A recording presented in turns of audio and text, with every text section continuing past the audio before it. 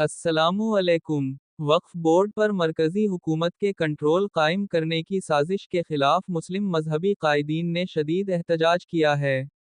مظاہرین کا کہنا ہے کہ وقف بورڈ میں ترمیمات کے ذریعے مسلمانوں کی جائیدادوں پر قبضہ کرنے اور ان کے حقوق کو کمزور کرنے کی کوشش کی جا رہی ہے۔ پیر کے روز مسلم پرسنل لا کمیٹی کی قیادت میں نظام آباد کے دھرنا چوک پر بڑے پیمانے پر احتجاج ہوا۔ اس موقع پر مختلف مسلم تنظیموں کے قائدین کے ساتھ مال مہانادو کے ورکنگ پریسیڈنٹ نیرادی لکشمن بھی موجود تھے، جنہوں نے مسلمانوں کے حقوق کے تحفظ کا مطالبہ کیا۔ مذہبی رہنماؤں نے تاکید کی کہ وقف بورڈ ایک مذہبی، سماجی اور تعلیمی فلاحی ادارہ ہے جسے صرف دینی مقاصد کے لیے استعمال کیا جانا چاہیے، اور حکومت کا اس میں مداخلت کا کوئی جواز نہیں ہے۔ انہوں نے مزید خبردار کرتے ہوئے کہا کہ اگر حکومت اپنے ترمیمی فیصلے کو واپس نہیں لیتا تو ملک بھر میں بڑے پیمانے پر احتجاج اور ریلیاں شروع کر دی جائیں گی۔ یہ تھی این ڈی نیوز چینل کی تازہ ترین خبر۔ مزید اپڈیٹس کے لیے ہمارے ساتھ بنے رہیے۔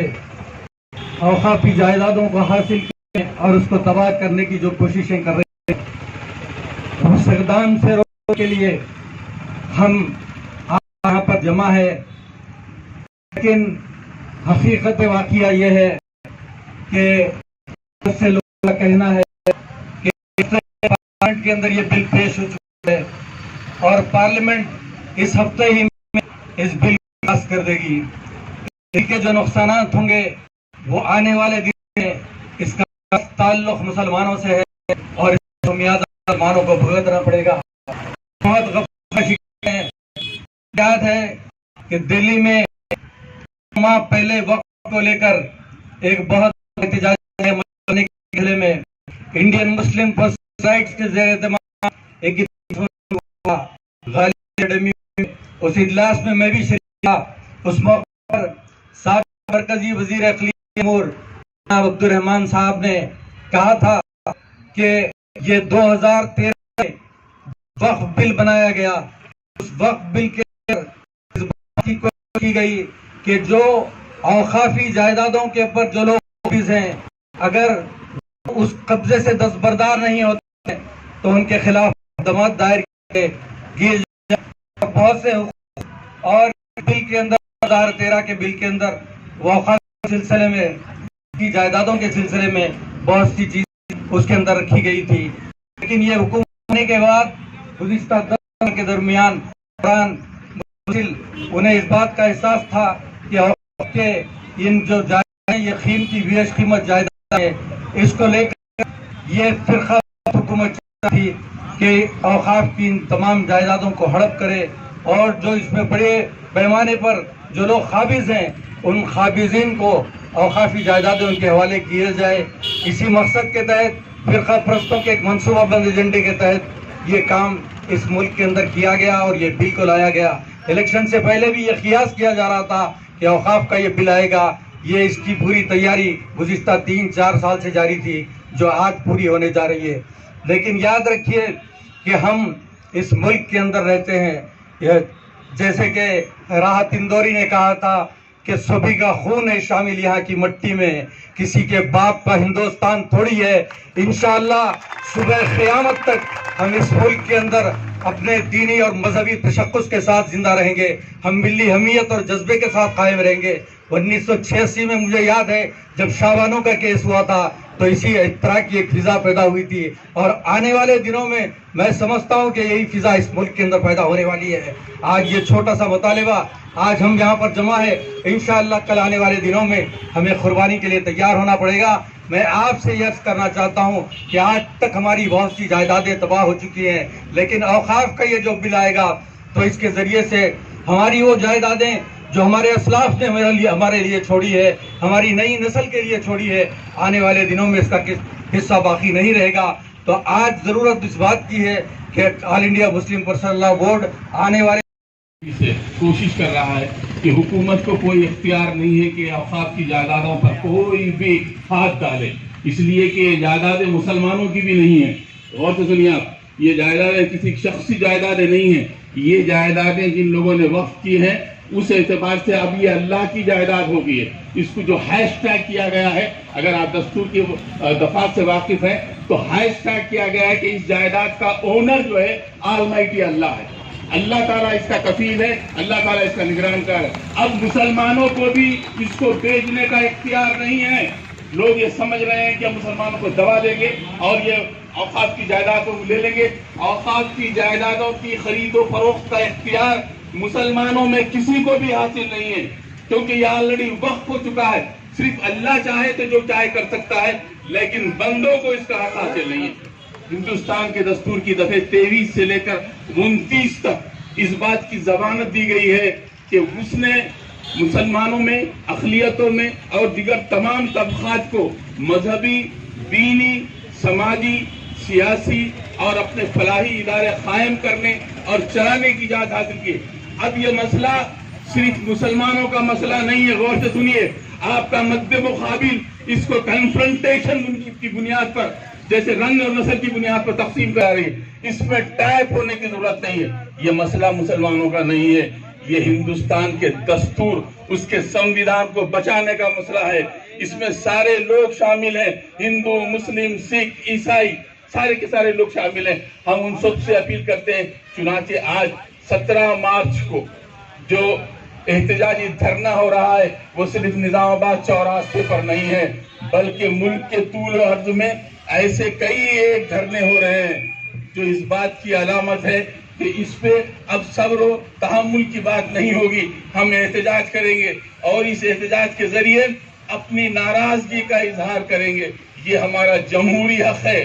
کون کہتا ہے کہ حالات پہ تنقید نہ کر، تجھ کو اظہار خیالات کا حق حاصل ہے، اور یہ حق کسی حکومت کی خیرات نہیں ہے. تیرے اور میرے رفیقوں نے لہو دے دے کر ظلم کی خاک میں اس کا شجر بویا تھا. ہندوستان کی آزادی کے اندر ہم نے اپنا خون پسینہ بہایا. الہ آباد سے لے کر اسلام آباد تک کوئی درخت ایسا نہیں تھا جس پر کسی عالم کی لاش لٹک رہی ہو. آج تم کہتے ہیں یہ چمن اب ہمارا ہے، تمہارا نہیں ہے. تو ہم صاف اعلان کرنا چاہتے ہیں، ہندوستان کے اندر اتنی بڑی دوسری اکثریت کو اگر آپ ناراض کریں گے تو ہندوستان ہندوستان نہیں رہے گا. اس کو بات اچھی طرح سمجھ لیجیے.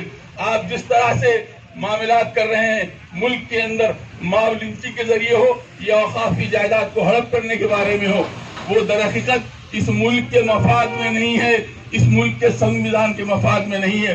میں آپ یہاں سے رخصت ہوتے ہوئے جو بات کہنا چاہتا ہوں کہ اس وقت بہت بیداری کے ساتھ، یہ تو آج ایک جلسہ ہے، ابھی تو آپ بہت دور تک آپ کو جانا ہوگا.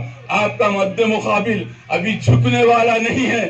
400 سے لے کر 230 پہ آنے کے باوجود یہ 56 انچ کا سینہ کم نہیں ہوا، بلکہ اس کی شرارتوں میں اضافہ ہوا.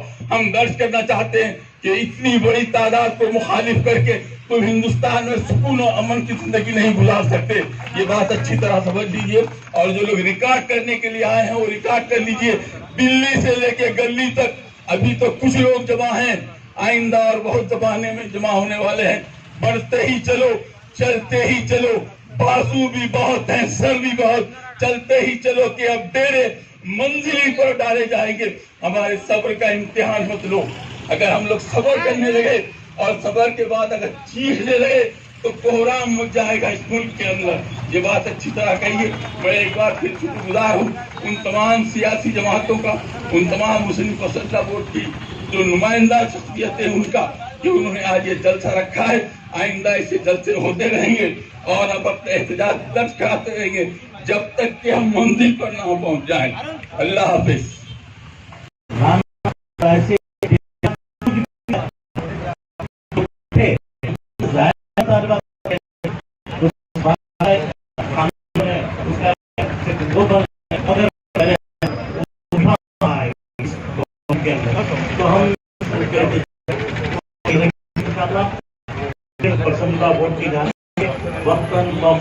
ہدایتیں بھی ہم کو ملتی رہیں گی. ہم ہدایتوں کے اپنے احتجاج کو جاری رکھیں گے. ہم اپنے امت مسلمہ کے سے درخواست کرتے ہیں کہ جب بھی آپ کو کال کیا جائے آپ آئیں اور اس احتجاج میں شریک ہوئیں اس وقت تک جب تک کہ یہ بل واپس نہیں لیا جاتا. اللہ تعالیٰ ہماری مدد فرمائے. سے پہلے حضرت عثمان غنی رضی اللہ تعالیٰ عنہ سامنے آئے اور انہوں نے سامنے آ کر اس یہودی سے وہ کنواں خریدا اور خریدنے کے بعد اس کنویں سے مسلمانوں کے لیے پانی کا انتظام کیا اور سارے مدینے والوں کو اجازت دی کہ سب اس کا پانی پیے. تو یہ اسلام نے حضور پاک علیہ الصلوۃ والسلام زمانے سے اوقاف کا ایک تصور ہے. اوقافی جائیدادیں اس سے انسان ہو رہا ہے. ہمارے اجداد نے ہمارے باپ داداؤں نے جن کو اللہ نے مال و دولت دی تھی جنہیں جائیدادیں دی تھی انہوں نے اپنی ضرورت کی جائیداد کو رکھ کر باقی جائیداد قوم و ملت کے لیے دی ہے اور یہ باقی جائیدادیں قوم و ملت کے لیے اس ملک میں چھوڑ کر ہمارے اجداد گئے ہیں. ہماری ذمہ داری ہے کہ ہم اس اوقافی جائیداد کے تحفظ کے لیے آگے آئیں, اسے اپنا ملی فریضہ سمجھیں, اسے اپنے باپ دادا اوقاف مالک کی ذمہ داری اوقاف کی حفاظت. احتجاج کر رہے ہیں کہ ہمارے وقت میں وقت کی جائیدادوں میں دخل نہ دیا جائے. جگدمبیکا پال جو اس کمیٹی کے چیئرمین تھے انہوں نے بہت جلدی تمام میٹنگ لی, بلکہ یہاں تک ہوا کہ ہمارے لوگ اس میٹنگ میں کر کے نکل گئے, لیکن حکومت کو کچھ بھی اثر نہیں.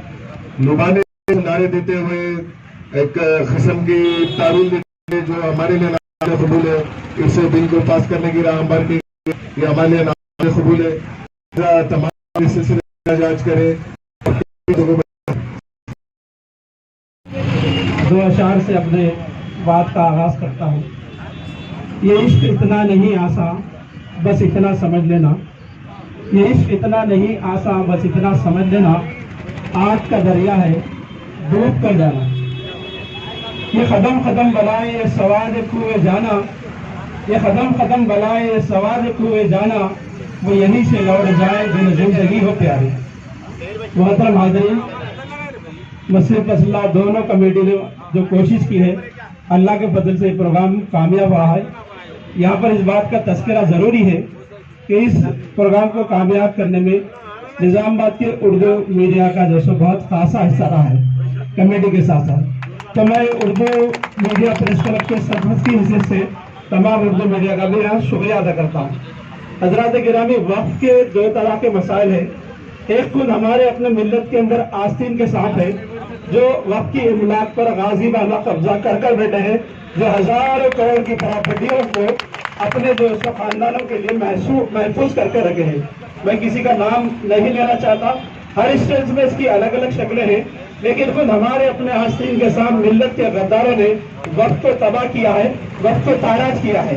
اگر ہم نقوشائی کرنے سے آج بھی یہاں پر اگر ہم محسوس رہتے ہیں یا اپنے آپ کو محفوظ رکھنا چاہتے ہیں تو یہ بدیانی بدیت ہوگی اور ہمارے اپنی طرف سے بھی نفاق کی علامت ہوگی. تو سب سے پہلے ہماری جنگ جو اوقاف کی جائیدادیں ہمارے اپنے ملت کے احباب نے جو حق لی ہے ان کو حاصل کرنے کی ہم کو کوشش کرنا ہے. اور نظام آباد میں بھی اس قسم کی کئی جائیدادیں ہیں جو استعمال میں آنے کے بجائے فلاحی رفاہی کاموں میں آنے کے بجائے, چاہے وہ انجمن کی جائیدادیں ہوں یا دیگر جائیدادیں ہوں, جو ذاتی نفعوں کے لیے استعمال ہو رہی ہے. تو ہمیں یہ مخاطب بھی کرنا ہے. دوسری طرف سرکار سے حکومت ہند سے بھی ہم کو ابلاغ کرنا ہے کہ مسئلہ اوقاف کا ایسا ہے کہ اس گھر کو آگ لگی گھر کے چراغ کے مطابق. اسی طریقے سے اوقاف کی جائیدادوں کو جتنا ہم نے ہڑپا ہے, جتنا ہم نے کھایا ہے وہ غیروں نے نہیں کھایا ہے. تو ہمیں اس بات کا جائزہ لینے کی ضرورت ہے. مسلم فیصلہ بورڈ کی تک جو دلی تک ہے میں اپنی آواز پہنچانا چاہتا ہوں. ہو سکتا ہے میری آواز پہنچے یا نہ پہنچے, مگر میں اپنا حق ادا کرتا ہوں کہ پہلے ملت کے غدار ہم کو جو اوقاف کی جائیدادوں پر غازیانہ قبضہ کر سکے, جو فلسطین کے اوپر جو قبضہ ہے 50 سالہ قبضہ ہے, لیکن بعد میں ہوگا اوقاف کی جائیدادوں پر قبضہ اس سے بھی پرانا ہے جو اپنے نفع کے لیے اس کو استعمال کر رہے ہیں. مجھے جو موقع دیا گیا ہے میں اردو میڈیا کی طرف سے شکریہ ادا کرتا ہوں.